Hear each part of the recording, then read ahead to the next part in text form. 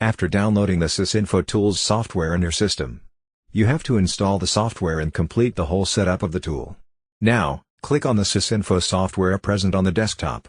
A tab opens on the screen that contains multiple options like Buy, Live Chat, Try Demo, Activate.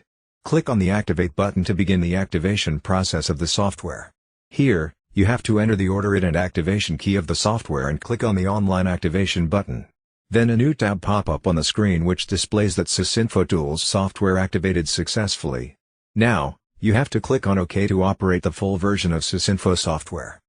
After entering the order it and activation key of the software, if the activation process of the tool does not start, then you have to press the back icon and go with the live chat option to get the custom service and technical support. If you did not have the order it and activation key, click on the back icon. It will redirect you to the previous tab, where you have to press the Buy button for purchasing the software. After that, you'll get the order it and activation key of the software.